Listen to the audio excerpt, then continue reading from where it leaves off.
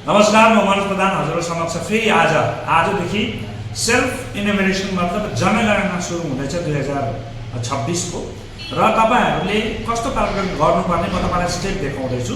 तपाई सबैलाई याद भयो यो जनगणना आजदेखि 15 तारिखसम्म चल्छ र 15 तारिखसम्म तपाईले अनलाइन आफ्नै मोबाइलमा ल्यापटपमा कम्प्युटरमा गर्न सक्नुहुन्छ। यसको लिंक तल मैले दिएको छु र लिंकमा मैले अलिकति म स्टेप पनि देखाउँछु। यसको 6 वटा स्टेप हुन्छ, याद राख्नुस्। 6 वटा एकदमै इजी स्टेप्सहरु चाहिँ एकदम तपाईले अरु जस्तो त्यो अन्नपूर्णहरु भरेको जस्तो एसआर भरेको जस्तो त्यस्तो टफ छैन, एकदम इजी छ।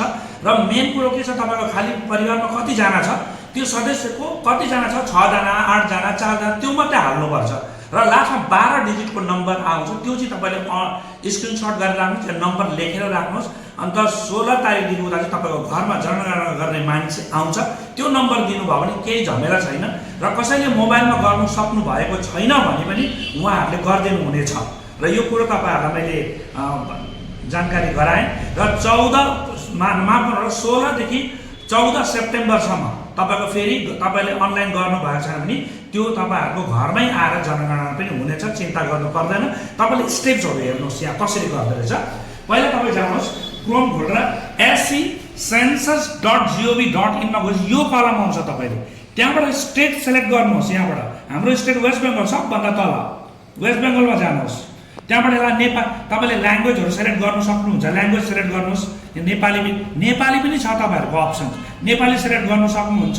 त्यहाँबाट इमेल आइडी छ, इमेल अप्सनल हो, तपाईले नलगाउँदा पनि हुन्छ, छ पनि लगाउनुहोस् नभए नलगाउनुहोस्। त्यहाँबाट तपाईको नम्बर हाल्नुहोस् यहाँतिर, जस्तै मैले नम्बर यहाँ आफ्नो नम्बरहरु हाल्नुहोस्। त्यहाँबाट क्याप्चा हाल्नुहोस्, क्याप्चा हालेपछि तपाईको ओटीपी आउँछ, त्यो ओटीपी लाउनुहोस्।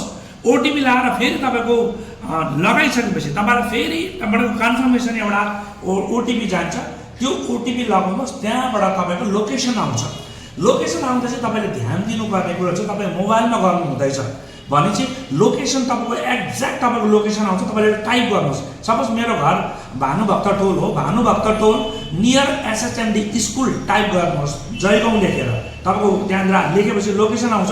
लोकेसन तपाईले एउटा अङ्गले यसरी तान्दा आउँदैन, दुईटा अङ्गला यसरी दुईटा अङ्गले तान्दा एक्ज्याक्ट तपाईको घरमा लोकेसनलाई राख्नुहोस्। त्यहाँबाट नेक्स्ट गर्नुहोस्। त्यहाँबाट क्वेसन सुरु हुन्छ, तपाईको आफ्नो घर छ कि छैन, परिवारमा कति जना छ, टोइलेट तपाईको भित्र छ कि बाहिर छ, आफ्नो घर आफ्नो हो कि होइन, पानीको बोरवेल तपाईले कसरी खानुहुन्छ। हामी प्राय जयगाउँ वासीहरु भयो, हामी यो एरिया भेककोहरुले हामीले बोरिङको पानी गर्छ, बोरिङको पानीहरु सेलेक्ट गर्छ। त्यस्तो सजिलो प्रकारको क्वेसनहरु 6 वटा स्टेप हुन्छ। 6 वटा स्टेप पूरा गरिसकेपछि चाहिँ तपाईले सबमिट गर्नुभएपछि तपाईलाई 12 वटा डिजिटको नम्बर आउँछ। त्यो 12 वटा डिजिट चाहिँ तपाईले स्क्रिनशट गरेर राख्नुहोस् र छैन भने तपाईले कुनै जग्गा लेखेर राख्नुहोस्। जब तपाईको घरमा सेन्ससको मान्छेहरु आउँछ तपाईले त्यो नम्बर दिनुभयो भने तपाईको घरको विवरण केही दिनु पर्दैन। यो इन्फर्मेसन तपाईहरुलाई आएको छ, तपाईले पनि यो इन्फर्मेसन हरेक मानिसहरुकोमा पुर्याइदिनु हुन्छ भन्ने म आशा साँचेको छु। धेरै धेरै धन्यवाद।